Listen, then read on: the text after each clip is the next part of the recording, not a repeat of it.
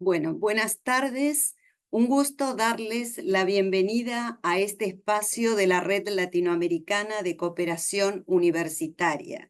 Saludarlas y saludarlos desde Buenos Aires y les agradecemos que hayan aceptado la invitación para participar de este webinar donde presentaremos el tema Utilización de la tecnología educativa en el aula.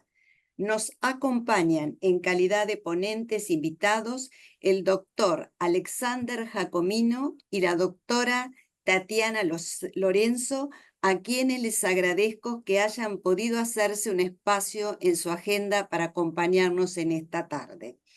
Para presentar a los expositores y moderar la reunión, me acompaña el magíster Walter Chavarría, quien es director de Tecnología de la Información y la Comunicación en la Universidad Americana, y el ingeniero Carlos Leal, coordinador de Educación Virtual en la Universidad Americana, a quien le cedo la palabra y el espacio para que nos socialice el currículum de nuestros expositores. Adelante, por favor. Gracias, Estela. Muy buenas tardes y buenos días, ¿verdad? En los diferentes lugares donde asisten a este webinar que hemos preparado para todos ustedes. En nombre de la Universidad Americana, quiero darles la más cordial bienvenida a este webinar sobre, como mencionaba Estela, la utilización de la tecnología educativa en el aula de clase. Agradecemos la presencia de todos ustedes y en especial la participación de los miembros de la red, ¿verdad? Para nosotros es un placer recibirles en este espacio de intercambio y aprendizaje. Hoy vamos a abordar un tema muy importante, el potencial de la tecnología en la educación. Y esto, ¿verdad? Como dijo Alan Toffler, es muy importante porque los analfabetos del siglo XXI no serán las personas que no sepan leer y escribir, sino que más bien van a ser las personas que no tengan capacidad de desaprender y volver a aprender. En este contexto, las tecnologías de la información y comunicación son una herramienta esencial para que podamos adaptarnos a nuestras metodologías en el aula. Nos acompañan dos expertos en el área, ambos son docentes de la Universidad Americana y están aquí para compartirnos sus conocimientos y experiencias. Permítanme introducir primero al doctor Alexander Jacomino, ¿verdad? El doctor Jacomino es doctor en Ciencias de la Educación, quien cuenta con más de 30 años de experiencia como académico e investigador. Actualmente es docente de programas de grado y posgrado, especialmente en el doctorado en educación de la Universidad Americana y en nuestra maestría en educación virtual. Sus líneas de investigación incluyen la formación docente en inteligencia artificial y la investigación 4.0. Su amplia trayectoria, que incluye colaboraciones con UNICEF y numerosas publicaciones, es una fuente de inspiración para todos nosotros. También nos acompaña la doctora Tatiana Lorenzo. Ella es doctora en ciencias pedagógicas y es especialista en didáctica y alfabetización. Tiene una carrera docente de más de 35 años de experiencia en diferentes niveles educativos y ha sido también docente en la Universidad Americana, tanto a nivel de grado y de posgrado, también en el doctorado en educación y en nuestra maestría de educación virtual, pero también ha colaborado con universidades de Cuba, Nicaragua, Honduras, es experta en diseño curricular e investigación cualitativa. La doctora Lorenzo tiene una extensa experiencia en la didáctica y educación técnica profesional y su enfoque en la alfabetización y desarrollo de competencias nos ofrece perspectivas para la integración de la tecnología en la educación.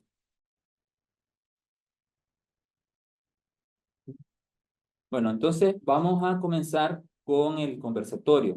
Antes que nada, me gustaría explicarle a las personas presentes cómo vamos a desarrollar esto.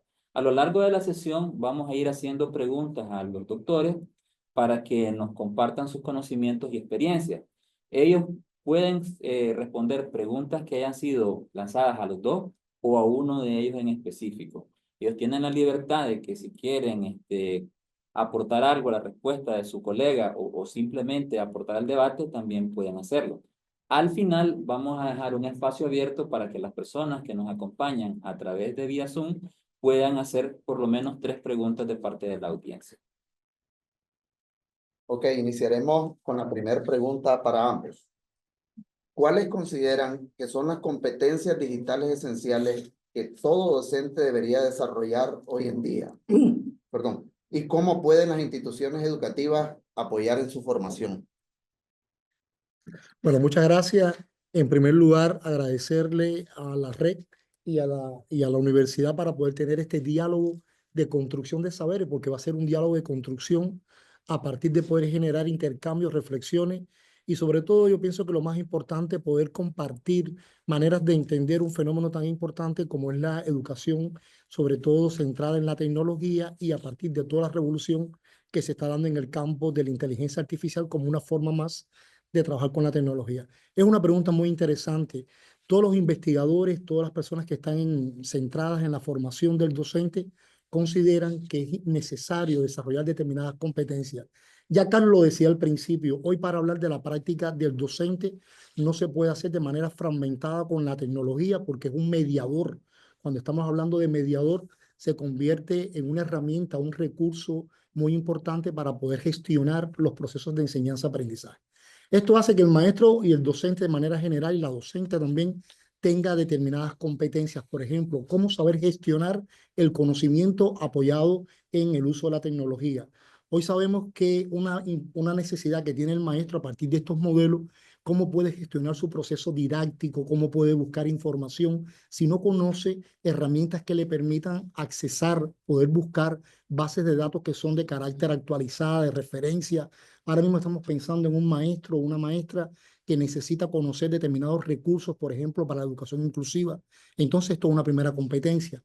La segunda es saber hacer una adaptación, adaptar, lo dice la UNESCO, es la capacidad adaptativa que tiene que tener el docente para poder gestionar sus salones de aprendizaje en función de la tecnología. Por tanto, se le genera una competencia desde el punto de vista mediadora. Hay una competencia que es muy válida, que la tiene que tener también, es cómo poder personalizar la educación. Todos los que estamos aquí en esta red y estamos discutiendo este escenario, sabemos que un dilema que tiene que tener el maestro es cómo personalizar, cómo dirigir la atención individual a los niños, a las niñas, a las juventudes de manera general y a nuestros estudiantes.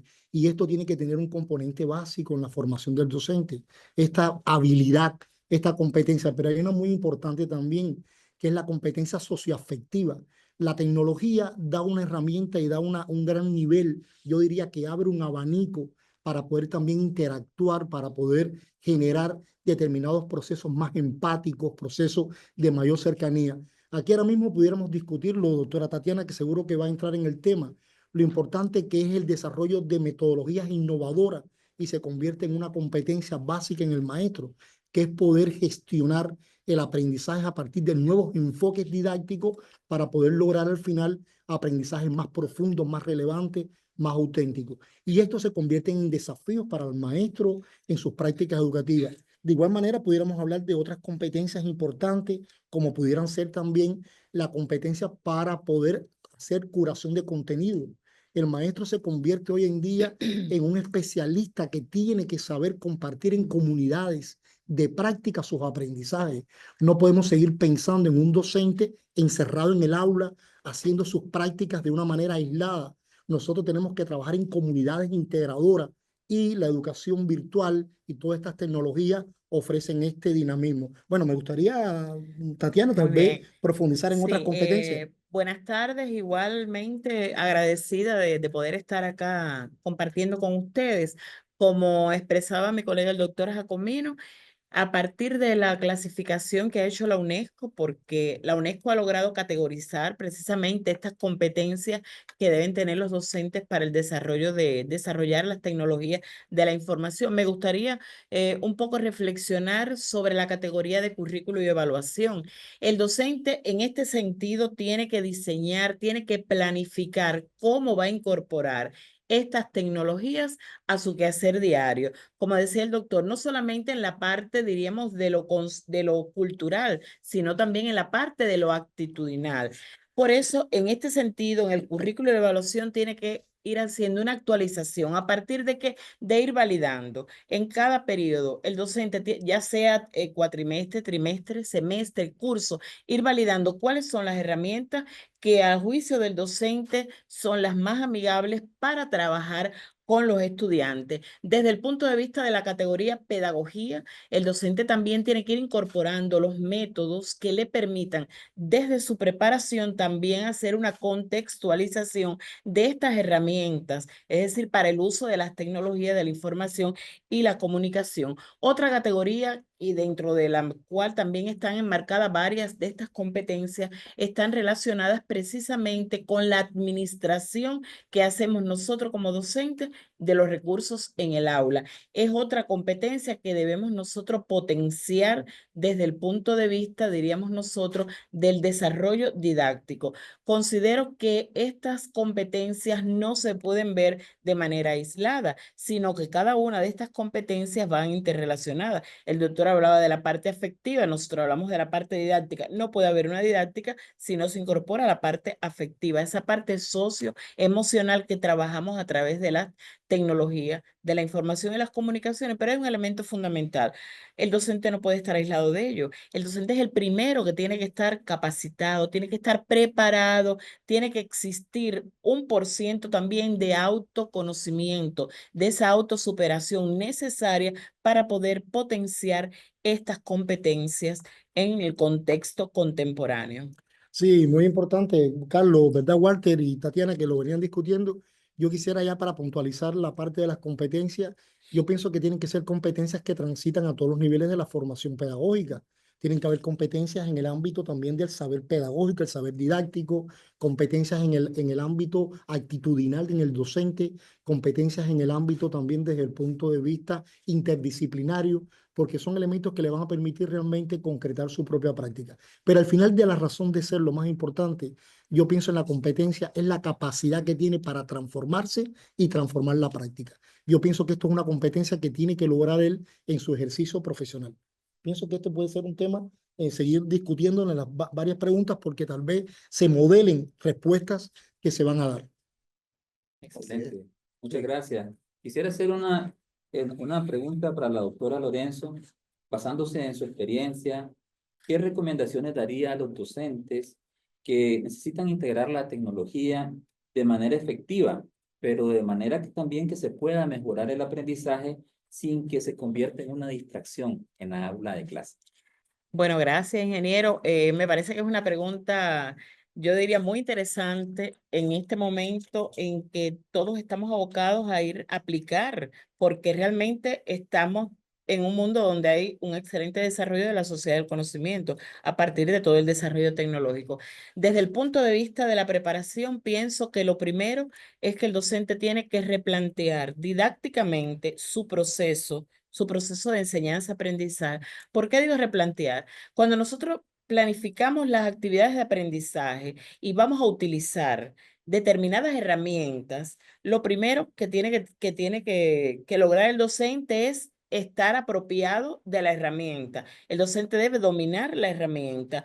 ¿Por qué hablamos de distracción? Bueno, si le ponemos una actividad de aprendizaje que realmente es una actividad que no la planificamos correctamente, no dosificamos el tiempo, nosotros estamos trabajando con una generación que son nativos tecnológicos, como decimos, ¿verdad? Entonces, si estamos trabajando con esta generación que tienen las habilidades desarrolladas, mucho más que nosotros, para utilizar cualquier dispositivo, las actividades tienen que tener un nivel de complejidad para que no se constituyan en una distracción. Claro, tomemos distracción de que se pueda desvirtuar del propósito de la clase, del propósito de la materia, porque si tienen que disfrutar a partir del uso de los dispositivos, incorporando las herramientas, ellos deben disfrutar ese contenido, ese conocimiento que nosotros le estamos transmitiendo, pero eso parte del proceso de planificación didáctica, metodológica que debe hacer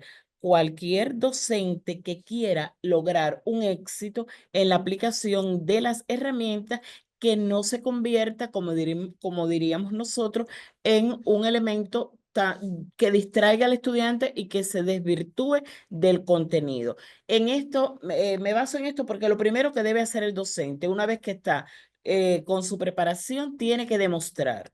Tiene que demostrar cómo utilizar la herramienta. Para demostrar cómo utilizar una herramienta, tengo que dominarla primero. Tengo que dominarla, modelar varias veces con diferentes tipos de actividades según el nivel que en ese momento tenga el propósito, el objetivo de mi clase, y después demostrarle al estudiante para qué lo necesitamos. Nosotros, por ejemplo, trabajamos mucho en metodología de la investigación, utilizamos varias herramientas para el procesamiento de datos, no las herramientas diríamos comunes que ellos están acostumbrados. Sin embargo, primero le demostramos con ejemplos, después los ponemos a que ellos modelen, lo modelan y luego entonces realizamos la actividad. Por eso lo hacemos teórico-práctico. Yo pienso que aplicar el vínculo de la teoría con la práctica nos facilita como docentes el uso de las herramientas, pero ya todo parte del potencial con que logremos nosotros preparar, planificar. Bueno, realmente, como decía la profesora Lorenzo,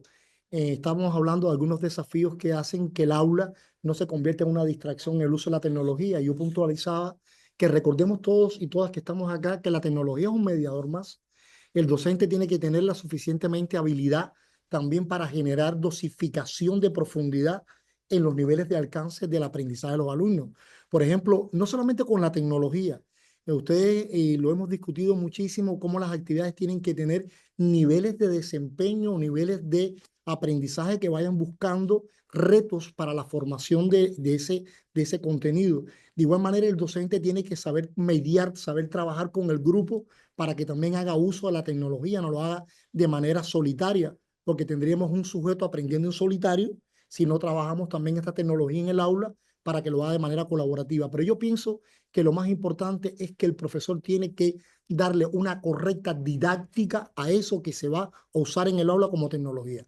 Y eso puede convertirse en un elemento positivo. De igual manera puede ser un obstáculo, porque pensemos, si el maestro no dosifica niveles de exigencia, recuerden ustedes que el conocimiento se genera por varios niveles de aprendizaje. Entonces, si yo pongo desafíos que sean, por ejemplo, decía Piaget, si no pongo desafíos cognitivos, si no genero retos de aprendizaje, si solamente pongo la tecnología para utilizarlo de una manera incidental, esto puede llevar de verdad a generar incluso en el aula un nivel de distracción y los alumnos perder el sentido. Y voy a subrayar la última palabra. Todo proceso que se trabaje con la tecnología tiene que tener una intención formativa. La intención formativa es que yo tengo que tener claro hacia dónde voy a conducir ese verdadero proceso de aprendizaje. Cualquier proceso que se enseñe tiene que tener un enfoque formativo hacia dónde lo quiero orientar, sea con tecnología o sea sin tecnología.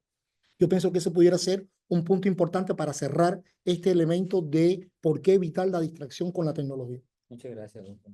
Gracias. Doctor, sabemos que usted ha trabajado con inteligencia artificial aplicada a la formación docente. ¿De qué manera cree que la IA puede enriquecer la práctica educativa y qué aspectos éticos deberían tenerse en cuenta al implementarla en el aula? Es una pregunta muy interesante porque viene siendo discutida en cualquier escenario que estemos nosotros sobre el uso de la inteligencia artificial. Para algunos la vamos a ver como oportunidades que tenemos nosotros para la formación de docentes. Por ejemplo, en mi propia práctica, voy a hablar de la práctica mía como maestro, como profesor, en los procesos de formación. Lo primero que le permite al maestro es optimizar. Mira, nosotros los profesores tenemos mucha sobrecarga. Eso lo sabemos, incluso está escrito en la literatura, todo lo que pasa con la dinámica de ser docente. Incluso ustedes tienen autores en Argentina muy interesantes. Graciela lo ha trabajado, la Annie Hovis, varios autores que me gusta mucho seguirlo en su literatura, entre otros. E incluso, bueno, y lo han hablado sobre todo lo que genera ser docente. Ya por el hecho de ser docente tenemos una sobrecarga. La tecnología y sobre todo la inteligencia artificial optimiza muchísimo nuestro proceso. Lo optimiza siempre, pero con una intención de lo que yo quiero. Vuelvo a insistir que es un recurso más. Primero, ¿cómo lo puede hacer? Una planificación didáctica sería genial si nosotros aprendamos a trabajar con determinados recursos, como por ejemplo, voy a pensar en uno ahora mismo, el famoso POE, el famoso ChatGPT, otras herramientas que me permiten crear incluso secuencias didácticas de una manera más significativa, de una manera incluso más inclusiva también, de una manera en que yo le pueda poner o le pueda cuestionar cómo me la podría pensar. Voy a poner una situación muy sencilla para que nos entendamos. Ahora mismo yo quiero planificar un sistema de evaluación que sea formativo, que tenga niveles de desempeño, que tenga niveles de reto, que el alumno pase por varios niveles de aprendizaje. Y yo le puedo pedir, por ejemplo, elabórame una gamificación de cómo puede ser evaluado de manera personalizada para un grupo de, y ya con un prompt, el maestro en un segundo puede tener una idea, anticiparse cómo lo puede hacer. De igual manera, hay herramientas que le hemos trabajado en la práctica del docente, sobre todo cómo gestionar información a partir de lo que se está manejando hoy en día como procesamiento de lenguaje natural. Entiéndese, hay herramientas que yo puedo utilizar de una manera sencilla para poder buscar video, accesar a las últimas producciones, que si es verdad que los buscadores clásicos me lo permitían, esta una herramienta muy sencilla que ustedes la pueden hacer después cuando terminemos esta sesión, la que se llama Como. Como es con K, Como. Usted entra a Como y en un minuto él le organiza, búsquenlo para que ustedes vean cómo, con K, en un minuto él le organiza una búsqueda que puede ser para buscar, hacer análisis de video, para hacer análisis de la web. Ahora mismo yo quiero saber quién está produciendo a nivel internacional algo sobre, por ejemplo, la comunidad de aprendizaje colaborativo, herramientas colaborativas, y en un minuto él me puede organizar lo que con otros buscadores clásicos hubiera costado trabajo. Eso lo hemos logrado con los maestros en los procesos de formación. Miren, algo interesante. Estamos trabajando aquí en la UAM un curso de formación docente que se llama Investigación 4.0. La Investigación 4.0 me permite hacer mapeos de contenido, mapeos conceptuales, Carlos, que anteriormente para poder construir hasta el marco teórico de una investigación o un proyecto de innovación o algo pudiera ser más difícil. Esta herramienta lo puede hacer. Hay una herramienta Elixir que es buenísima. Esta herramienta te hace un mapeo basado, su lenguaje, el lenguaje sobre todo basado en redes neuronales. A ver, yo no tengo que saber nada de red neuronal, lo dejo claro. Yo eso no lo conozco, pero yo como docente lo aprovecho para hacer un mapeo de información y ver cómo se está trabajando un determinado contenido de manera general. Hay otras herramientas que le hemos trabajado con los maestros. A ver, lo que voy a decir, recordemos que son recursos. Por ejemplo, hay una muy sencilla que ustedes seguro que la conocen, que es la famosa Gamma. Gamma no es que yo todas las presentaciones la vaya a hacer con Gamma, pero ahora mismo yo entro Gamma y le pido que me haga inmediatamente una presentación que puede ser después manejada. Y miren qué bonito, lo hemos utilizado Gamma de manera colaborativa con una comunidad de aprendizaje. Los docentes con la herramienta Gamma van trabajando. Y entre otras herramientas que la hemos empleado, una herramienta que me gustaría compartir con ustedes, si la pudieran accesar, es de maravilla. Se llama Napkin. Es una herramienta que a partir de un texto, ese texto, Napkin, con P y con K, él inmediatamente, ese texto me lo lleva a imagen. Imagínense cómo me puede simplificar para yo poder crear una presentación, para yo poder incluso bajar el nivel de comprensión de un alumno, lectura comprensiva. El alumno tiene dificultad y yo le puedo enseñar esta herramienta para modelar el proceso de aprendizaje. Entonces, eso lo hemos trabajado en la práctica de la formación de docentes y creo que ha sido muy, yo diría, fructífera en la manera de entender el uso de la herramienta. La ética. Hay que enseñar también a los docentes para que puedan enseñar a los alumnos que pudieran ser herramientas para el plagio académico, porque esto es un reto que vamos a tener nosotros. Y también tenemos que lograr en estos elementos de la eticidad de la herramienta, sobre todo poder buscar lo que se llaman recursos de aprendizaje en colaborativo. Es decir, que personas en colaboración con la herramienta vayan dando aportes al proceso de aprendizaje. Esto va contrarrestando lo que puede ser la copia, pero no sentir miedo ni temor al uso de la inteligencia artificial. Es una herramienta más bondadosa. Igual manera, ahora mismo una herramienta que pudiéramos nosotros utilizar también puede ser para el uso de las normas APA, en caso que estemos trabajando en la universidad, y esta herramienta ya le pone un filtro para saber incluso dónde el alumno estaba copiando, dónde lo situó, dónde lo hizo, y esto también previene al docente, lo forma para educar a los demás en el uso de la eticidad de la inteligencia artificial. Creo que hemos agotado el tema de manera muy somera. Pudiéramos estar hablando muchísimo de este tema tan interesante. Y bueno, puede quedar abierto para otro día de discusión en la red, herramientas ya más de tipo práctica que le puedan servir a docentes para sus prácticas de formación y sobre todo como enseñantes. Y yo pienso de que una de las ventajas que tiene la inteligencia artificial es que ya no está la hoja en blanco. Es decir, si yo quisiera explicarle un concepto más sencillo, yo le podría decir a cualquier inteligencia artificial, ayúdeme a explicar el concepto de políticas públicas a un zapatero, a un sastre, Claro. a un futbolista, entonces, en su propio lenguaje. Y pensando en esto, en el pasado, pero también pensando en el futuro, ¿qué tendencias tecnológicas visualizan en el ámbito educativo?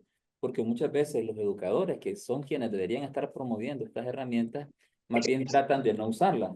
¿Qué pasos deberían tomarse para que las instituciones se adopten este tipo de herramientas y se aprovechen de forma efectiva? Sí, bueno, yo pienso y muy a tono con lo que excelentemente explicaba el doctor Jacomino. A mí algunos diríamos tendencia, porque recuerden que tendencia es lo que constituye también regularidad. Pienso que el uso, bueno, el uso de la realidad virtual y la realidad aumentada es una tendencia que en el ámbito educativo. El hecho de que podamos trabajar con los estudiantes, hacer incluso visitas a sitios. Nosotros tuvimos una experiencia cuando desarrollamos sociología, ¿recuerdas? Los estudiantes hicieron un trabajo excelente, un tour virtual a la ciudad, a ciudades globales, y fue una experiencia maravillosa. Es una tendencia en este sentido. La gamificación también, la gamificación, porque aquí intercambiábamos cuando tuvimos La pausa. la pausa, la pausa inducida.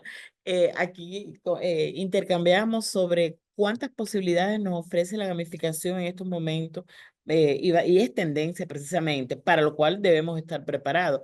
Como usted decía, ingeniero, también un elemento fundamental y que nosotros lo tenemos acá en práctica o se está poniendo en práctica. Y el doctor hablaba de esta formación docente. Estamos diciendo que es una formación continua, que desde la experiencia de la Universidad Americana son varias las acciones que se están desarrollando para precisamente lograr esa solidez en el uso de estas herramientas por parte del personal docente.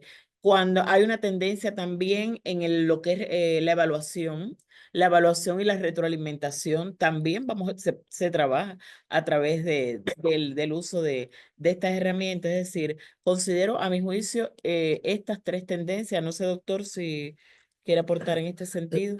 Sí, es que se me fue como El agua, el el agua. agua por detrás. Bueno, sí, y la doctora Lorenzo decía tendencias muy importantes. Mira, la inteligencia artificial es una tendencia de presente y hacia el futuro. Otra tendencia muy importante que tendríamos que visualizar es el machine learning, es decir, el manejo de datos masivos. Tenemos que entrenar ya a los estudiantes para poder dominar las ciencias del dato. Hoy estamos convencidos, los que estamos acá, que lo sabemos, que una competencia que tiene que tener el estudiante es saber gestionar la información, tener la capacidad de autoconstruirse como aprendiz. Nosotros no podemos lograr si estas tendencias no buscan este alcance que se quiere hacia la autoformación también mediada. Una tendencia muy importante es el uso de simuladores. Se ha podido probar que cuando un aprendiz está con un simulador, esto le genera incluso elementos muy significativos para aprender. Por ejemplo, ahora mismo situémonos en la educación médica, el uso de un simulador para poder modelar una práctica previa, incluso humaniza muchísimo ante ir a un paciente para una canalización, cómo esto le puede permitir en esta realidad aumentada y de simulación lo puede ayudar. Una tendencia muy importante también que tenemos que visualizar hacia el futuro es saber, y que es del presente también, saber trabajar en redes. Saber trabajar en redes de aprendizaje profesional también. Eso lo tenemos que lograr. Comunidades de práctica. Una tendencia que se está visualizando con mucha fuerza es lo que se maneja como el procesamiento del lenguaje natural. Este procesamiento del lenguaje natural para poder acercarse y generar a partir de estas herramientas es otro tipo de tendencia. Y en la práctica educativa, Yo pienso, y que no lo habían mencionado ahorita, que no podemos olvidarlo como una tendencia, es humanizar nuestras prácticas docentes. Humanizarle en el sentido de llegarle a todos y a todas, no excluir. Estas tendencias lo que buscan sobre todo es generar aprendizaje para todos y todas de calidad, que es lo más importante que queremos nosotros. Una evaluación más amigable, una evaluación más cercana, personalizada, donde hayan reportes de retroalimentación inmediata que le pueda servir al alumno para tomar decisiones de lo que está pasando. Es decir, son tendencias que se tienen que dar ya desde el presente y que van a ser, yo pienso, revolucionarias.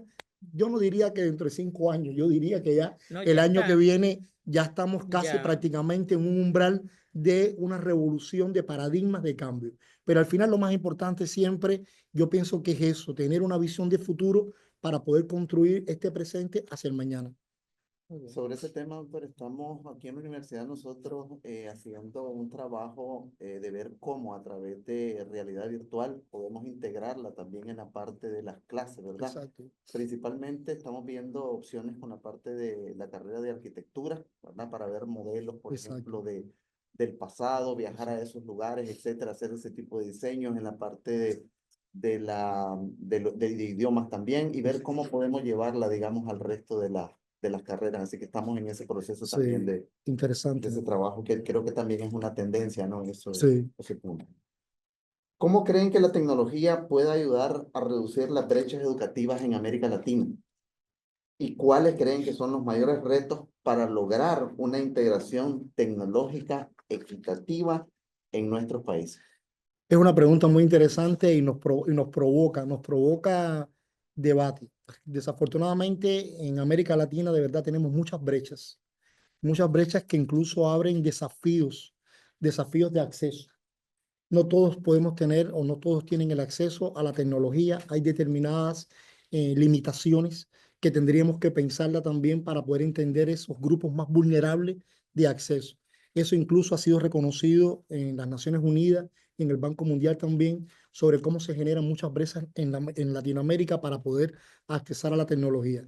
Pero lo primero que tenemos que entender es que la primera brecha es que nosotros excluyamos a nuestros alumnos que puedan accesar a ella.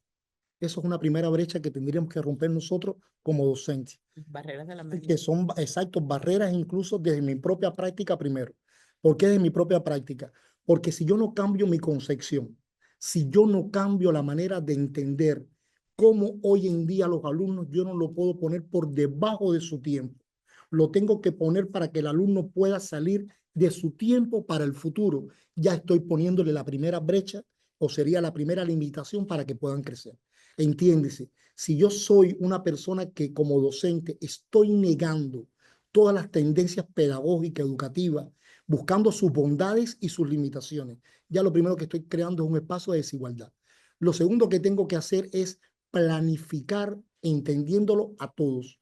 Ustedes saben que ya a nivel universal, perdón, a nivel mundial se está hablando del diseño universal para el aprendizaje, el DUA, el diseño universal para el aprendizaje ya incluso prevé antes de que se vaya a hacer una adaptación curricular, que sería lo ideal, no hacer la adaptación cuando tenga el sujeto la necesidad, sino preverla, esa necesidad en mi propia planificación, aunque después tenga que actuarla. Yo puedo también ya concebir qué herramientas pueden tener mis estudiantes. Por ejemplo, una experiencia muy práctica para ponerlo en concreto. Una forma en que se puede hacer. La profesora Tatiana tiene en el aula alumnos que tienen determinadas condiciones o necesidades especiales.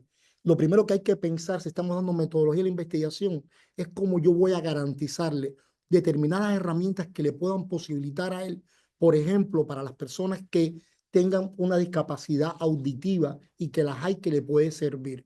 Esto puede ser una forma. Lo otro tiene que ser voluntad política. Tenemos que ponerlo en las agendas de discusión de nuestros países, lo necesario que es fomentar, estimular, dirigir y sobre todo también impulsar el desarrollo en las universidades, en cualquier centro. Si queremos un ciudadano del siglo XXI, que es un ciudadano digital, también hay que tomar partido a nivel de los ministerios, a nivel de las políticas. Otra forma que tenemos que hacerlo es que se tiene que formar y se tiene que cambiar la mirada en el currículo.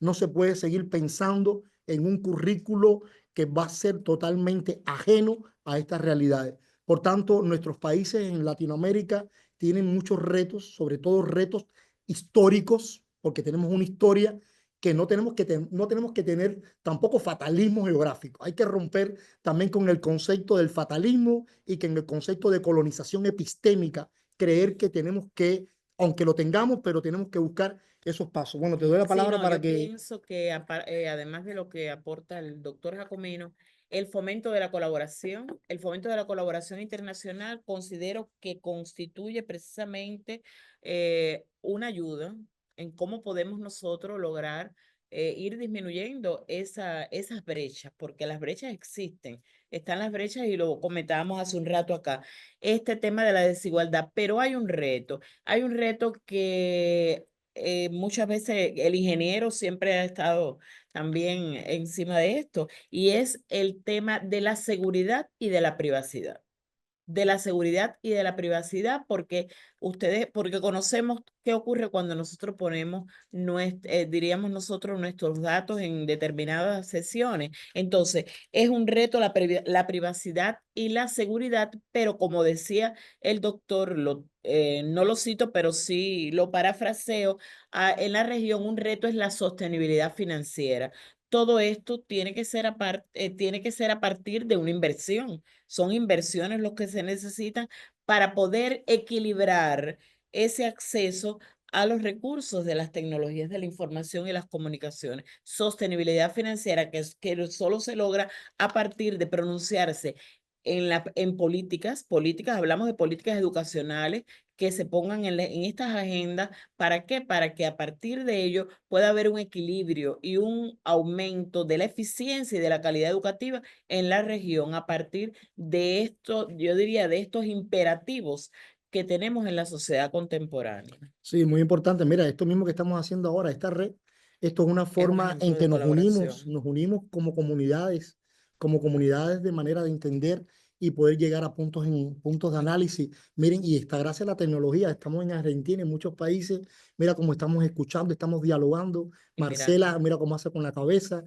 y un cómo nos celular. hace Laura, ¿verdad, Laura?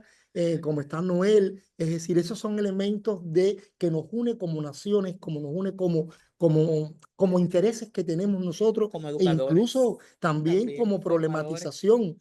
Hoy en día todos sabemos que existen comunidades a nivel global que nosotros como profesores podemos asistir, podemos aprender de las experiencias de todo. Mira qué bonito, una de las cosas que nosotros como pedagogos muchas veces la criticamos es que hacemos cosas en nuestras aulas y no las sacamos, no las visibilizamos, no se conocen esas experiencias, esos procesos de innovación que se hacen porque están ahí y sin embargo otros organismos, otros sistemas le dan bombo y platino y nosotros que estamos al pie del cañón con nuestros alumnos y estas cosas muchas veces no se conocen o también, vamos a estar claros, o se invisibilizan o incluso se invisibilizan. Por eso nosotros tenemos que ser actores. El docente tiene que ser un actor protagonista, que visibilice sus experiencias, que las comparte en comunidad, que aparezcan estas redes para que se pueda generar estos espacios. Excelente. Pero supongamos que estamos con los rectores de todas las universidades, de todos los maestros que están aquí en esta sesión. Y por algún motivo tenemos la fórmula para solucionar todos los problemas. Entonces, ¿cuál sería el mayor desafío que atraviesan los docentes, que enfrentan los docentes? ¿Qué es lo que tenemos que solucionar ya? Esta sería la última pregunta antes de darle la palabra a la audiencia. Ok, es un reto que nos estás poniendo. Nos estás poniendo un Sí, reto. A ver, yo pienso que si a mí me fueran a preguntar qué es el desafío más importante, la formación la docente. formación, capacitación. Es decir, hay que primeramente formar, hay que educar, hay que ayudar, hay que asistir a que el docente cuente primeramente con un proceso de formación. Pero que este proceso de formación tiene que estar respaldado en una política educativa. Tiene que haber una política educativa, una política que incluso guíe, apoye, estimule al docente que lo pueda hacer. En segundo lugar, es importante crear una infraestructura, porque yo puedo, Tecnológica. exactamente, yo puedo. Entonces yo le pediría a mi rector, bueno, vamos a crear una infraestructura para que pueda apoyar ese docente. Tercero, hay que cambiar el sistema de acompañamiento docente. es decir, la forma en que se va a acompañar ese docente desde las autoridades, porque si yo no cambio, acuérdate que en psicología hay un principio muy importante. Para yo poder cambiar cualquier comportamiento, primeramente tengo que trabajar sobre las percepciones y desconstruir esas percepciones. Entonces, al rector o nuestros rectores, en primer lugar, crear procesos de formación que estén bien organizados, con una infraestructura que lo pueda apoyar y sobre todo que sea adaptable a nuestros contextos. No es lo mismo Argentina que Nicaragua, no es lo mismo la UAM que otro lugar. Hay que ajustarlo a las necesidades reales y a esos contextos educativos, porque lo contrario estaríamos trabajando con un fenómeno que se llama reproducción educativa, que es querer darle a todos por igual lo que no puede ser. Entonces tenemos que trabajarlo en función de los contextos, las necesidades y los procesos que se van a generar en esa situación. Doctora. Sí, muy importante el acceso, como decía el doctor, el acceso a partir, yo diría, ubicándonos a nivel de universidad. En primer lugar, la universidad, cada universidad debe tener un diagnóstico, porque como decía Alexander, hay que desconstruir para poder entonces llevar a vías de hecho lo que queremos. Entonces, tener un diagnóstico, una caracterización de cómo estás, hacia dónde vamos, para poder realizar esta formación sobre la base de cuáles son los elementos que se necesitan desde el punto de vista de la superación, diríamos nosotros, pero sin un soporte tecnológico es muy complejo que se pueda desarrollar. Es decir, que estos dos elementos tienen que estar interrelacionados para lograr el éxito de la implementación de las tecnologías de la información y las comunicaciones. Excelente. Yo le agregaría que también tiene que ver con la persona, porque el primero que debe dar el paso es el propio docente. Para la pandemia, muchos Motivar. docentes, yo como coordinador de educación virtual de la universidad, me dijeron, no, esto no es para mí, no voy a usar las tecnologías, voy a esperar que todo vuelva a la normalidad Normal. para volver a mi docencia normal de toda Nos la vida. quedamos en ¿Qué la- fue lo que ocurrió? Que cuando terminó la pandemia y volvieron a su vida académica, descubrieron que las cosas habían cambiado y que ya Completamente. no eran las cosas igual y tuvieron que actualizarse también al uso de la tecnología. Entonces, Ok, vamos a dar paso entonces a la audiencia a que puedan realizar sus preguntas, ¿verdad? Les solicitamos que por favor, si pueden ser breves para darle mayor participación a todos. Si hay preguntas, adelante.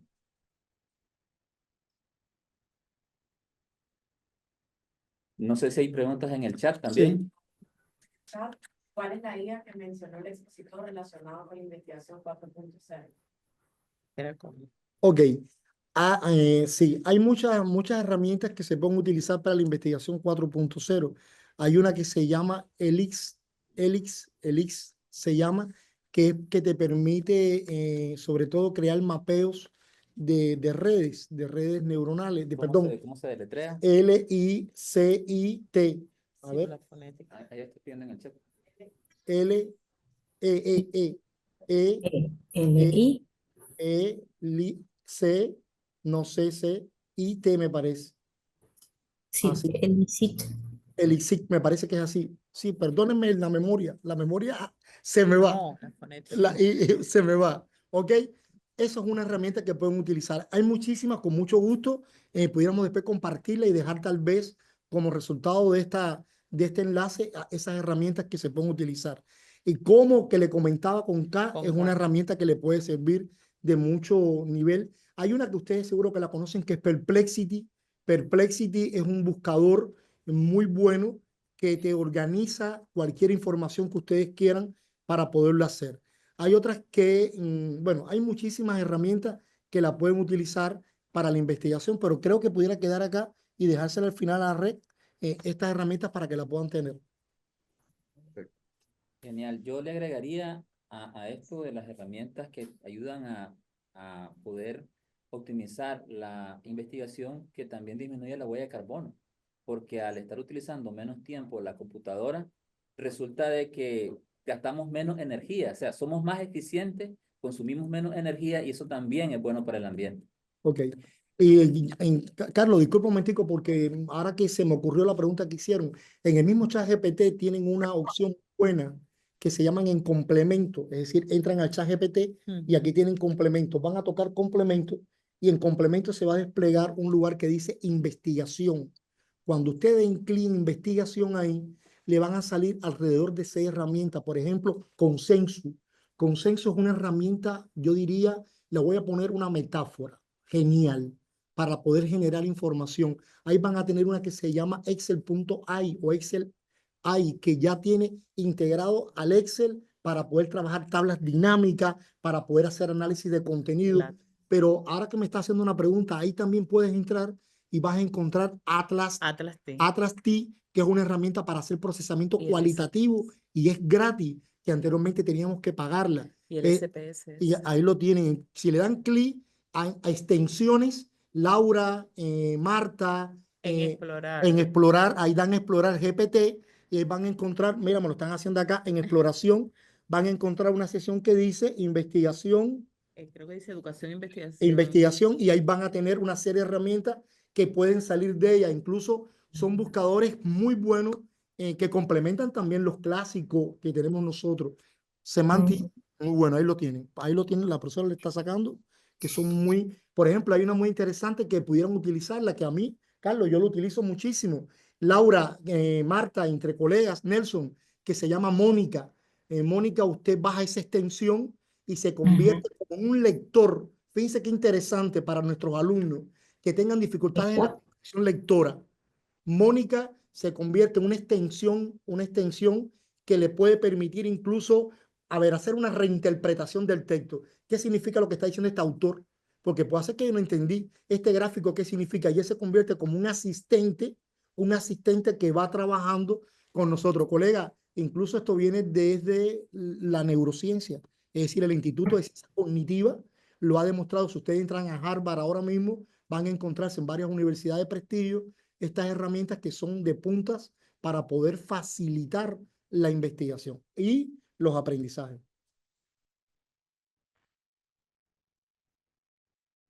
No sé si tenemos más preguntas en la audiencia. Si no pueden habilitar su micrófono, pueden hacerlo en el chat. Buenas tardes. Buenas tardes, adelante. El tema con el que me encuentro yo, soy profesora de química y doy química en el laboratorio, por sobre todas las cosas. O sea, ya estoy en una parte experimental de por sí. Digamos que cada año que pasa me doy cuenta que el interés del alumno en lo que está haciendo cada vez decae más. Veo que el alumno cada vez busca fácil, rápido, ya.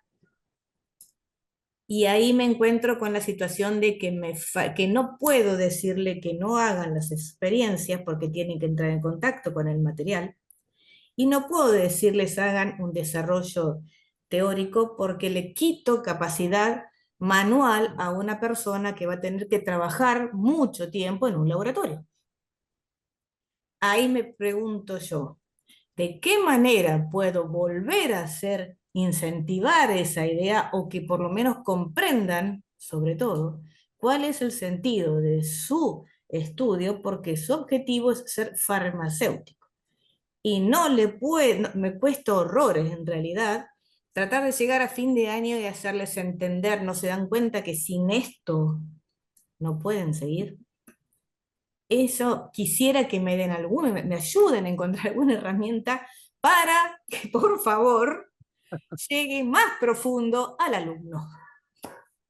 Qué interesante qué interesante su pregunta. Así me pasa a mí también en el aula. Fíjate que compartimos puntos en común. Así nos sucede. A ver, ¿qué pensaríamos nosotros y cómo lo puede concebir? En primer lugar, como usted dijo, me parece muy interesante su postura. Ya dice que no lo puedo negar. Ya está pensando en que el alumno es importante que lo desarrolle, ¿no? A ver, lo primero que podríamos hacer es crearle un desafío. Por ejemplo, yo le puedo poner un desafío que él asista a la inteligencia artificial, pero que después tiene que hacer una contrastación de lo que le dijo la inteligencia con lo que hizo la fase experimental y tiene que llegar a una postura personal. Por ejemplo, nosotros trabajábamos lo que es normalmente antes que surgiera la inteligencia artificial, que son los argumentos por postura argumentativa, una estrategia muy importante. Yo le puedo decir al alumno, bueno, perfecto, tú buscaste lo que te dijo la inteligencia artificial, pero ahora usted tiene que hacer un procesamiento, tiene que demostrar desde el punto de vista de contrastación Lo segundo que puede trabajar es la creación de desafíos, en este caso por contradicción.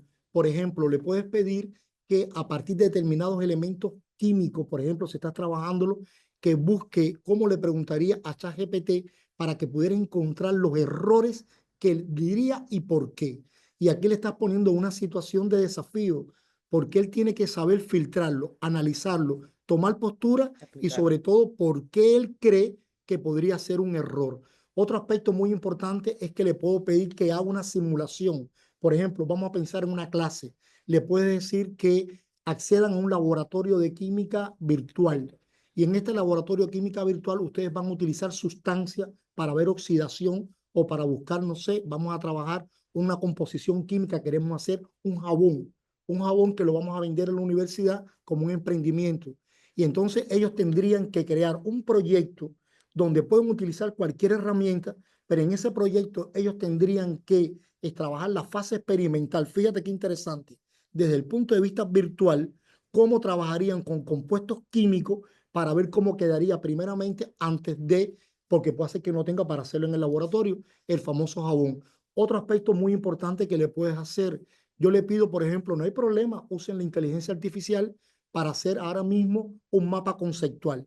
Pero después que tiene el mapa conceptual, yo le digo, de ese mapa conceptual van a compartirlo con su colega, van a trabajar coevaluación. Y en esa coevaluación, mediado por una rúbrica, tienen que intentar destacar qué aspecto de la inteligencia artificial puede ser superada en su rol como analista químico de laboratorio. Por tanto, lo puedes hacer. Otro aspecto muy importante es la generación de informes técnicos químicos, porque tienen que hacer la generación de informes. Yo le puedo poner al alumno que la inteligencia artificial le genere el informe, pero ahora le digo, este es el que se establece en el laboratorio según normativa ISO. Contraste lo que hizo la inteligencia artificial con el que aparece en la normativa ISO y regenere uno nuevo de manera colaborativa utilizando Google Doc, es decir, de un aprendizaje colaborativo, los alumnos entonces pueden hacer conexión. Profe, fórmulas no hay. En la educación no. Es innovación. En la educación es muy difícil y son retos que vamos a tener, muchos retos. Unas no van a quedar bien, otras no van a quedar mal, ¿sí? La velocidad con la que ellos encuentran el facilismo, entonces ya me han traído informes porque tienen obligación de hacer el informe con los resultados propios. Después veremos si también o mal, pero por lo menos con los resultados propios. Y lo que he encontrado es tal cual como dijo usted, le dijo a la inteligencia artificial, haceme el informe, literal. Entonces, cuando encuentro eso, automáticamente rechazo el informe, porque cuando pregunto cómo se llegó, automáticamente no saben cómo se llegó. Exacto. Entonces, tengo que rechazar la inteligencia artificial, no porque esté mal, sino Exacto. simplemente porque no la están usando. Exacto. Se están No lo están abusando. usando bien. Que no lo están No lo usando están bien. usando bien. Profe, pero fíjese que eso no es nuevo. Es decir, No, dice, como dicen los españoles, entre gitanos no podemos leernos las manos. Yo recibí trabajos impresos que decían, para más información, clic aquí. Y en los Se le 90, fue. ¿verdad? Sí. Se le va Entonces, a ¿qué ganar. significó? Iba a internet, buscaba la información, copiar, pegar, ni siquiera la leía, la Sí. imprimía y me la entregaba. Y se- Entonces, Claro. es una práctica Son milenaria, terribles. podemos decir. Carlos, maestra, ¿qué le voy a recomendar? Vamos a hacer un ejercicio y después cuando tengamos otro encuentro tal vez lo discutamos. Pregúntale a los alumnos en el aula que aprendan a elaborar el PROM. El PROM es lo que se le pregunta a la inteligencia. Estoy trabajando Ajá. comprensión lectora, capacidad sintética, capacidad de análisis y es cómo usted generaría un PROM para crear un informe de compuestos químicos de un laboratorio de calidad de agua teniendo en cuenta las normativas ISO. No me importa cómo lo vayas a hacer. Lo que me interesa es tu capacidad de preguntarle a la IA. Vamos a ver. Empieza Tatiana. Ahí es donde Elabórame va. un informe de introducción, desarrollo y conclusiones. Colega, te faltó mucho todavía. Mira cómo te quedó tu proyecto. Qué malo. Por tanto, la rúbrica sería capacidad de autopreguntarse para generar una información basada en IA. Segundo elemento de la rúbrica sería capacidad para consensuar e incluso argumentar en este caso, de acuerdo o desacuerdo con lo que generó. Haga el ejercicio para que usted vea cómo va a ser interesante, porque no tienen la capacidad, no es que no lo tengan, No lo es que hay tengo. que Hay que ayudarlos, preparar. hay que ayudarlos. Ese que no lo tienen no me gusta porque es fatalismo. hay que enseñar, hay que provocarle para que lo puedan hacer. Vamos a hacer el ejercicio, póngalo que lo genere. Y nosotros lo hicimos en investigación y fue interesantísimo. Se aparecieron con problemas científicos y no hay problema. Deja tu problema. Enséñame cómo tú elaborarías, Estela. Vamos a elaborar un PRON ahora para poder lograr las conclusiones de esta reunión. Estela entra y dice, elabora con un lenguaje académico formal, haciendo un experto en conclusiones de la RCU, una reunión que deje y llega ahora Marta y pone, hazme el informe final de la reunión. Al final se van a generar 2 propuestas que le pongan a los alumnos para que aprendan a Perfecto. contrastar desde la autorreflexión o la autopregunta. Mil gracias. No, un gusto. Muchas gracias. Me preguntaron. Había una manito por ahí. ¿Hay otra mano levantada? Anabel. Sí. A ver. Anabel Pérez levantó la mano. ¿Qué tal? Buenas tardes. Sí, los estaba escuchando muy atentamente y me surgieron un montón de preguntas. Como decían, me llené de preguntas. La primera, me parece, estoy yendo de arriba hacia abajo, ¿no? Desde un tema de autoridades y de bajada de línea, como decimos informalmente. Todo esto es muy desafiante, es muy interesante. Yo el tema del prompt lo estoy viendo primero yo, porque considero que no puedo enseñar algo que yo no sé hacer, ni siquiera aproximadamente o entender de qué se trata. Así que eso, yo en este momento me encanta la propuesta, pero no me animo a ponerlo en clase de ninguna manera, no, de ninguna manera. Pero la otra cosa es que yo no tengo una bajada de línea institucional, es decir, ¿cuáles son las normativas, en nuestro caso de la CONEAU o de, no sé, de algún ministerio de educación, algo que me diga, podés implementar la inteligencia artificial en clase, ya sea como herramienta de búsqueda o como herramienta de elaboración o como herramienta de análisis o como herramienta de... No tengo nada en este momento. Formalmente no tengo nada. A mí me recibo, como dice acá la colega, un estudio, un examen o un trabajo práctico que yo puedo ver, porque uno se da cuenta, tonto no es, que está hecho copiando y pegando o con una inteligencia artificial, con un chat GPT que te tira cualquier cosa, y yo no tengo una bajada de línea para que me digan, mira, cuando te pasa eso, vos tenés que desaprobar, o cuando te pasa eso, vos tenés que volvérselo y que lo haga de vuelta, cuando te pasa eso, tenés que... No tengo formalmente en la normativa educativa ninguna línea a seguir. Tenemos estas capacitaciones que me encantan, hay un montón de cursos, hay un montón de charlas, hay un montón de expertos, pero a mí el gobierno, el ministerio y las autoridades que nos exceden no han bajado línea sobre lo que tenemos que hacer como profesores. Entonces mi pregunta es, ¿no han bajado línea y yo estoy equivocada? ¿Y es así? ¿O estoy equivocada y han bajado línea y no estamos, no lo tenemos formalizado quizás todavía? ¿Qué nos dicen las autoridades sobre este tema? ¿Nos estamos anticipando o la cosa ya está en marcha y nos estamos actualizando? Esa es mi pregunta final, ¿no? Gracias. Bueno, en marcha está, lo entendemos perfectamente. En marcha está. Tal es así que si van a la actualización, incluso de las normas APA, 7ª edición, ya las normas vienen cómo citar precisamente las herramientas de la inteligencia artificial. Viene incluso, le da el modelo al investigador, a la persona que lo quiera trabajar.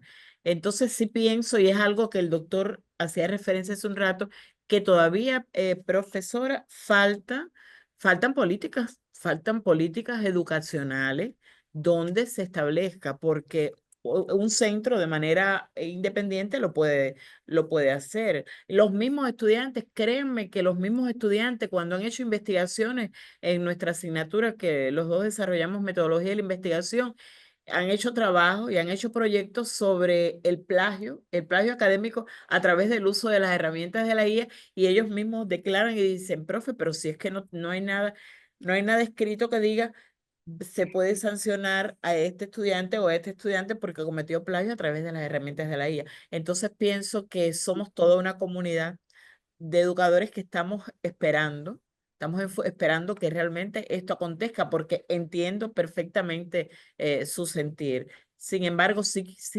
pienso que estamos en marcha, estamos en marcha y a lo mejor estamos aquí en este intercambio, ya por ahí lo están escribiendo y lo van a publicar, ¿verdad, doctor? Sí, Porque sí. no.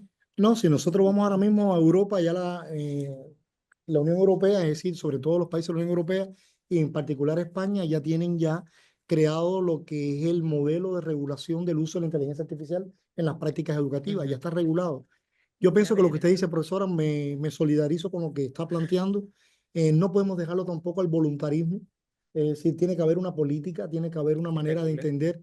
Nosotros los profesores necesitamos también que aparezca muy bien establecido cuáles van a ser los límites. Y eso de verdad todavía no está muy difuso.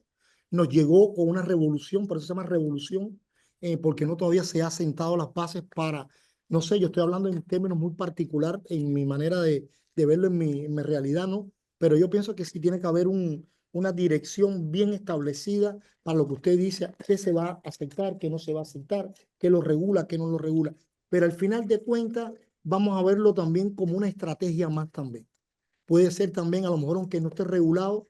Yo me acuerdo, maestro, no sé si ustedes se acuerdan, hace muchos años cuando nosotros dábamos clases, que incluso decían, cuidado con la gamificación, cuidado con todas estas metodologías innovadoras. ¿Qué es eso de trabajar el activismo pedagógico, pionero ustedes en Argentina, en autores clásicos que lo trabajaron? Cuidado con él, porque se tenía mucho temor. Y el maestro, que siempre ha sido muy osado en la manera de cambiar su práctica, decía, bueno, no, todavía no está en la política, pero yo sé que si yo mi clase la muevo y la dinamizo, y yo sé que si mi alumno ya domina esto, entonces yo por lo menos voy a aprovecharla como una estrategia más o una técnica didáctica. Tal vez no le voy a dar la formalidad curricular que lleva, pero la voy a emplear porque esto yo sé que puede estimular. Y siempre recordemos que nuestros clientes más importantes, el término cliente, tomando a Roger, un gran psicólogo, es nuestros estudiantes. ¿Qué les gusta a ellos?